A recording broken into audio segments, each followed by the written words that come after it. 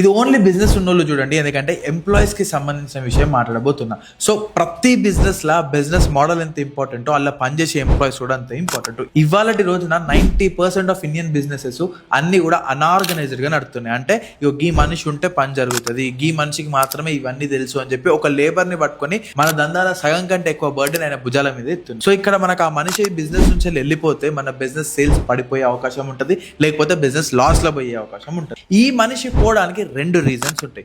First, ఆ ఎంప్లాయీకి ఉన్న అత్యాశ. అంటే నేను ఆల్రెడీ ఇన్ని పనులు చేస్తున్నా, నాకు ఎవ్రీ మంత్ ఇంత హైక్ కావాలి, లేకపోతే ప్రాఫిట్స్ లోనో రెవెన్యూలో షేర్ కావాలని చెప్పి అడగడము. ఇది కాకుండా మన కాంపిటీటర్స్ వాళ్ళని పుల్ చేయడం, ఈ రకంగా వాళ్ళు వెళ్ళిపోతారు. ఇక రెండోది, మన తప్పిదాల వల్ల వాళ్ళు వెళ్ళిపోవడం. అంటే ఒక మనిషి క్యాపబిలిటీ కంటే ఎక్కువ ప్రెషర్ పెట్టడము, ఏదన్నా అనుకోని పరిస్థితులలో ఏదైనా చిన్న చిన్న మిస్టేక్స్ అయితే అరవడము, తిట్టడము అండ్ బ్లేమ్ మొత్తం వాళ్ళ మీద వేయడము.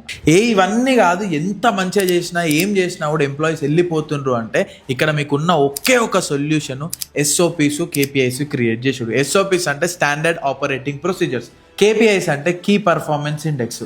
అంటే ఒక పనిని ఎట్లా చేయాలి అని చెప్పి ముందే మనం ఒక ప్రొసీజర్ ఇవ్వడం. అక్కడ ఏ మనిషి ఉన్నా రిగార్డ్లెస్ ఆఫ్ హిస్ ఎక్స్పీరియన్స్, ఈ మనిషికి ఈ పనికి ఇదే పద్ధతిలో చేయాలి అంటే 110% మీ పని అయిపోతుంది. ఇక కేపీఐ ముచ్చటంటారా, ఎవరు ఎంత పని చేస్తున్నారు అని చెప్పి మీకు ఎవ్రీ మంత్ మీకు చూపించే ఇండెక్స్ అది. సో రేపు పొద్దున ఎవడైనా వచ్చి హైక్ అడిగినా నేను వెళ్ళిపోతా అన్నా కూడా ప్రతి దానికి మీ దగ్గర ఒక ప్రూఫ్ ఉంటుంది. సో ఇమీడియట్ గా ఎంత వీలైతే అంత ఎస్ఓపిసి క్రియేట్ చేయడం స్టార్ట్ చేయండి. బిజినెస్ ని కొద్దిగా సిస్టమేటిక్ గా నడుపుండ్రి.